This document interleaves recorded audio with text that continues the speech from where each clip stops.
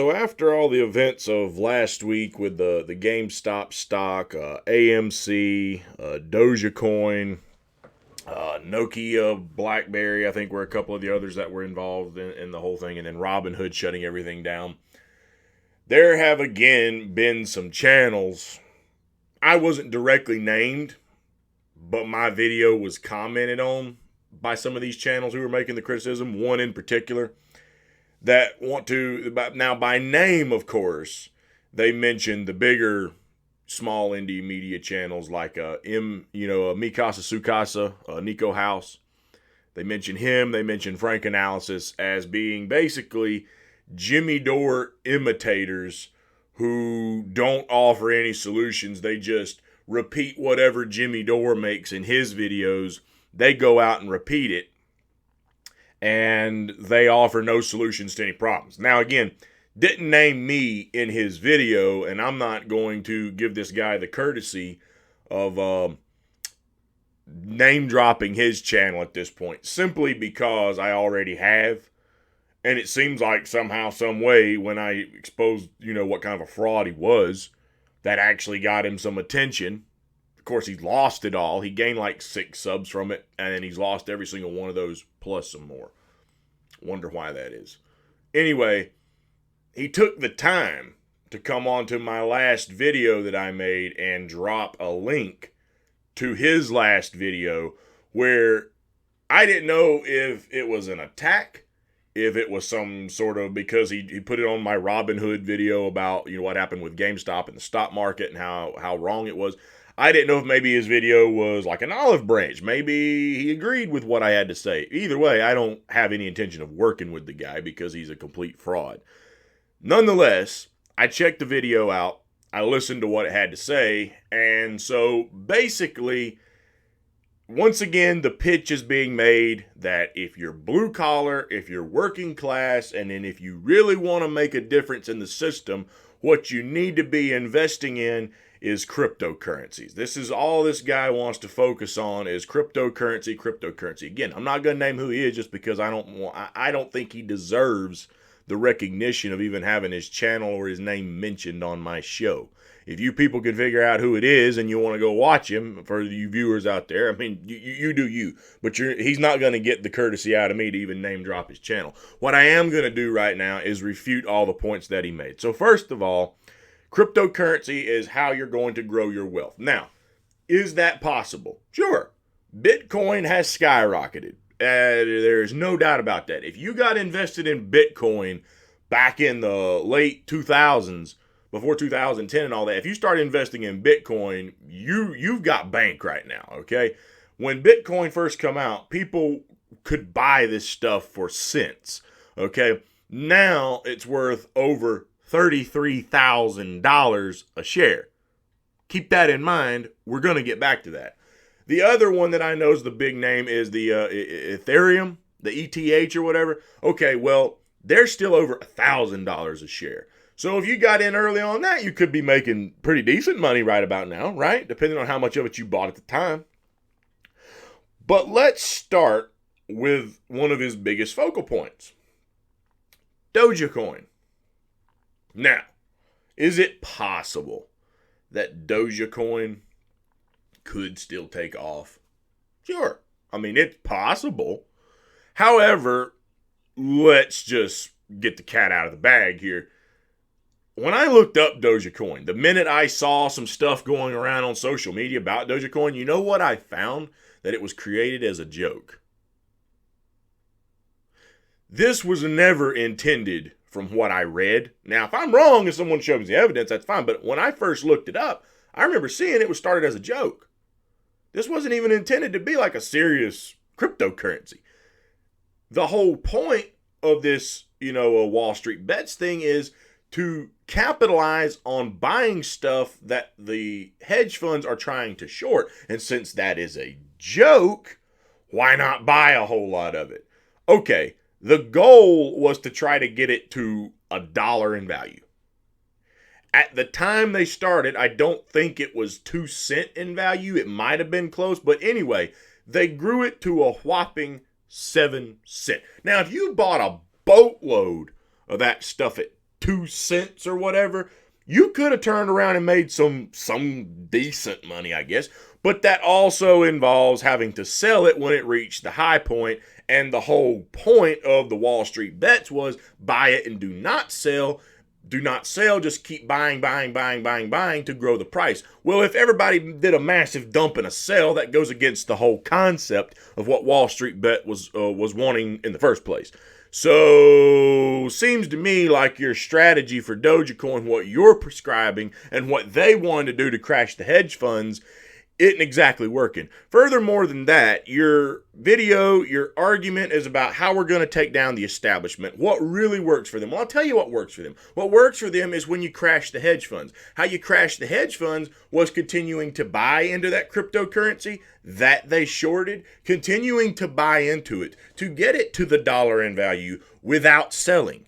Because if you sell, then you're helping just lower that price back down from everything I've gathered about the stock market. You don't want to sell. When they have mass sell-offs in the Dow Jones, that's when the Dow Jones goes down. So you don't want mass sell-offs. You want to buy, and grow the price. What you're telling people to do is to buy it, wait till the right moment, and sell it. Now, for them, that might be beneficial. But I thought, again, you're not only just trying to empower people, you're not only just trying to help them grow their wealth. I thought the point was this is how we get back at the ruling class. This is how we get back at Democrats and Republicans, right?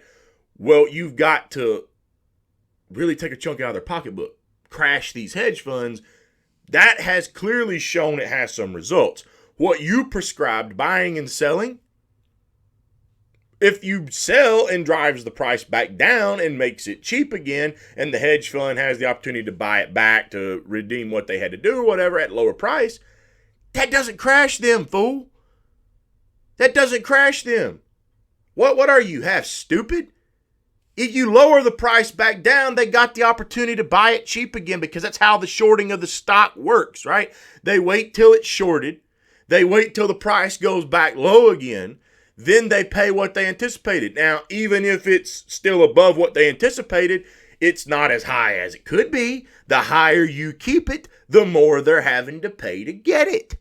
And that takes more out of their pocketbook. So what you're telling people to do with this buy and sell deal is counterproductive, from what I can see, to everything that the Wall Street bets was founded on, which is buy it, grow the price, make them pay more for it, and crash their ass. That seemed to be what the point was. And we can make profit off of it when we do sell it.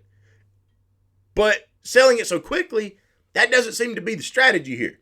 Nonetheless, the whole Dogecoin thing to move on didn't exactly work out now, did it? Because it got to 7 cents, and where has it been lingering at ever since? Between 4 cents and 3 cents. It's a long way off from the dollar. And I don't think there's any more momentum there.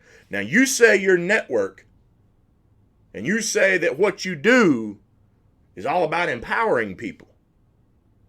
Empowering people, growing their wealth, making them more successful, right? And we don't do that. Well, touche. I didn't make a video getting this out, but I'll tell you two people who did, who were allies of mine and Franco. Mike hasn't ever been on Franco's show, but Reed Coverdale has, and they just did a video telling people to buy silver. Matter of fact, me, Reed Coverdale, Mike, and Dave Spurrier all were in a video yesterday, and we talked about buying silver. And you know why? Because there was some rumbling going around that silver was going to be the next GameStop. Now, imagine that. The headlines opened this morning saying that silver had reached a multi-year high. That's some empowering you did, man. Buy all this cryptocurrency, and yet the cryptocurrency that the cheap one was is still falling, not really growing, and silver took off. And I didn't hear you mention buy silver one time, and yet you're supposed to be this market expert who's telling people what they need to do to empower people. I don't even need to really keep going. I'll just end it on this. There's this thing called math. Now, there's two ways you can look at it. You can look at it as arithmetic math, Or you could also prescribe Andrew Yang's math, which is make America think harder. And you need to think harder when it comes to arithmetic math. You really do. It's not hard. And if your brain can't comprehend it, break out a calculator. Because what he told everyone to do was if you got a stimulus check, reinvest it into cryptocurrency. He focuses on the Bitcoin and the Ethereum. Now let's break that down, okay? First of all, if you got decent stimulus checks, that might give you a kind of a head start. Certainly, you could, if you got the $2,000 checks, you could probably buy at least 1 to 2 of the Ethereums, okay? Sure, you might be able to do that. The Bitcoin is $33,000 a pop. Now, the average blue-collar working-class man who can't afford a healthcare emergency right now, like if they had to go to the doctor, they can't afford emergencies really like past $600, is it? Like once you get past $1,000, they're in trouble. So where are they going to come up with this money to buy this stuff? Well, again, it would be easier for them to try to save up and buy some Ethereum, but you focus on the Bitcoin. Now, this is how I know you don't think things through like you want people to think. And I'm going to break it down because I know you're probably watching this video since you commented on my last one. So if you watch it, I'm going to give people answers that you don't give. I'm going to give people the thought process you don't have, clearly. Okay? $33,000 a share. You said in your video that the way you were able to save up your money to invest into cryptocurrencies, we're going to assume you bought some Bitcoin here because that's all you seem to want to rant and rave, or you don't really rant and rave, but it's all you harp about. It's all you talk about. Bitcoin, Bitcoin, Bitcoin, Bitcoin. You love Bitcoin. So we're going to assume when you did all this saving that you bought Bitcoin, okay? You said you had to change your lifestyle and start setting money aside. And the way you said it was you said you put aside about $20 a week. Now, do I need to tell you what $20 a week breaks down to per day? There's 7 days in a week. So $20 a week breaks down to $2.85 roughly, rounded up because it's like 2.8571, blah, blah, blah, blah, blah. Okay, so $2.85 per day. Okay, you got that now? So now, assuming that the price of Bitcoin does not go up, which would then be counter to what you're telling us why we should invest. We should invest because it's going to go up, right? So we'll assume that it just stays stagnant and stays at the $33,000 that's at right now. It's obviously not. It could go up. It could go down. Now, if it goes down, that's beneficial for anyone who wants to put money into it, right? But what if it goes up? And I thought that was the whole point. We're not trying to save up to invest in something that's going to go down. We're trying to invest into something that's going to go up, right? So assuming it just stays flat, at $2.85 a day, take 33,000 and divide it by 285, you're looking at 11,578 days to save up enough money to buy one Bitcoin. Now, in case you can't figure out how long that is, 11,578 days, you want to know what that comes out to in years? I mean, it's quite simple. Again, if you don't want to try to crunch all this number in your head or write down on paper, use a calculator. 11,578 days divided by 365, except for leap years, 366. We'll just do 365. That's how many days are typically in a year. That'd be a whopping 31.7 years. Oh! I think I'm having a heart attack. 31.7 years to buy one Bitcoin based off the figures you just laid out for us. But I tell you what. Why don't we just say you put aside $5 a day? How about $5 a day? Well, even at $5 a day, that would be 6,600 days to save up the amount of money, which would then come out to 18 years. 18 years. So, how much money would you have to put aside per day to be able to buy this stuff in any sort of quick amount of time exactly? Well, I'll put it to you this way. If you set aside $20 a day, then you could probably get to that amount in around 4.5 years. But now let's do some math. $20 a day with 7 days a week. You want to know what that comes out to a month for the blue collar guy? That would be $560 a month that they're just going to have to set aside into some sort of a savings account for the purchase of Bitcoin. Again, assuming the price does not go up from $33,000. Because if it keeps skyrocketing and I don't know, ends up at like $50,000 a share, then you just blew those figures completely out of the water anyway. So we're going to say that because of how fast this price could grow, of how fast that it could, because you're telling us it's going to go up, right? That's the answer. It's going to go up. So we're going to say that because you need to take advantage of it and get into this right now before the price really just skyrockets out of this world and then those figures are completely blown up again, we're going to say you need to come up with that amount of money between 6 months to a year. So we'll just set it at 8 months cap, right? But by 8 months, you have to come up with the amount of money, which is $33,000, to buy a share of Bitcoin. And it could have gone up by then too, but we're going to say 8 months. So let's see what that comes out to. So roughly roundabout, to come up with that amount of money within 8 months' time so that you can buy one Bitcoin, you're looking at about $137.50 a day.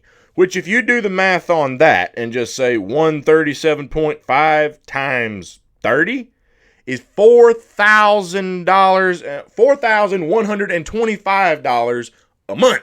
Hell no, to the no, no, no. Yeah, to the no, hell to the no, to the no, no, no. Listen.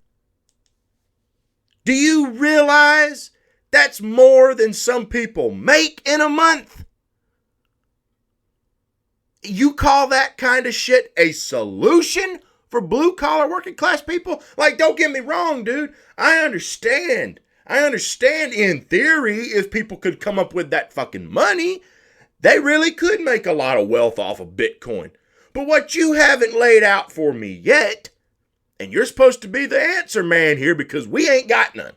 Channels like mine, Frank Analysis, Nico House, Convo Couch, Big Talk, Little Talk.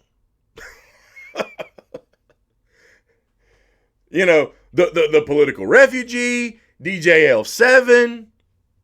Do I need to keep going? Apparently you like Jimmy Dore. You think Jimmy Dore does good work.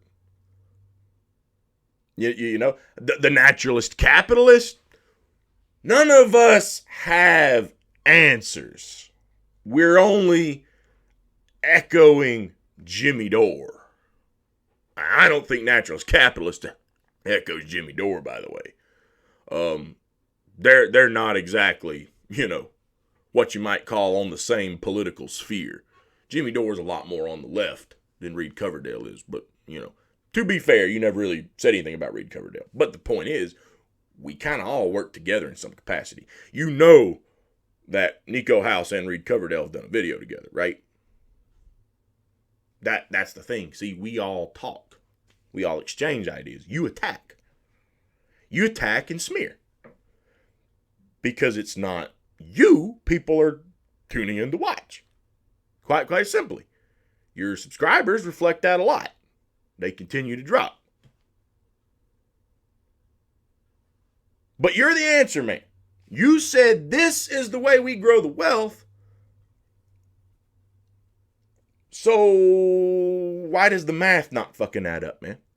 Why don't you lay out a way for me, since I'm a blue collar guy? You're trying to empower me, right? People like me. people who work for a living, because apparently you don't have to anymore, you're already that successful, right? Then why don't you lay out something that mathematically makes sense as to how we could invest into Bitcoin? Because apparently that's going to A, tear down the elite class, B, empower the working class. We can become our own bank. The principle of that is, if you've got 5 shares of Bitcoin right now that you bought a long time ago, you've got money sitting there that's worth, 5 times 3 would be like, over $150,000 you could borrow off of, right? So you could borrow, and then you got to repay it within so long a time, or you lose it, or you could just cash it out, and then you've got your own money, but then good luck buying the shit back. So, okay, I get the concept. What you still have not done is laid out a way that mathematically makes sense for a guy on working class means to be able to buy this Bitcoin. Ethereum? Maybe. You could probably save up and buy some Ethereum. But Bitcoin's the one that's off to the races. And Dogecoin to the moon didn't really go past the treetops. So Bitcoin, clearly that's been your focal point. Clearly that's the way to go with all this. But yeah, so you still got to lay out for me how I could afford to buy any of it. But then, maybe this is because of YouTube guidelines or whatever. You always put that little disclaimer at the beginning of your videos that you're not a financial expert, that your videos are strictly for entertainment purposes, and do not lose all of your money listening to me. That's your disclaimer at the beginning of your videos. And you even had to repeat it in that one, right? So, what can I say, man? You make this too easy. You make this too easy. I understand your argument in principle. But sometimes the argument has to go beyond the principle of it. The principle can always be justified as it would be the right thing to do and it would work out best for you. The question really becomes, how can you do it? And you, Mr. Answer Man, haven't laid out a way that makes sense for me to be able to do it. Because if it did take me 18 years to be able to empower my ass, or over 30 years to empower my ass, what the fuck is going to happen to me in the meantime? That means I'm still dealing with all this bullshit. Also, it implies that your beloved Bitcoin is going to fucking stagnate. Stagnate. There will be no growth for 30 fucking years. 30 years of no growth. Why the fuck would I save all that money up and buy Bitcoin at that point if it had no growth for 30 years? And then if it did have growth for 30 years, well, now I probably still don't have the fucking money to buy it anyway. So I'm fucked either way you turn. I mean, also, let's just kind of throw this little fact out here too. Even if it does stagnate, which again, why would I buy something that stagnated for 30 damn years? But even if it does stagnate, based on the figures that I laid out, if you take the 18 to 30 year plan and you can afford to do so, okay, you probably could have afforded the 30 year plan for sure, right? Just like a damn mortgage here, basically. We're having to wait 30 years to pay the house off. We're having to wait 30 years. Well, I'm waiting 30 years to buy one Bitcoin. Uno, motherfucker.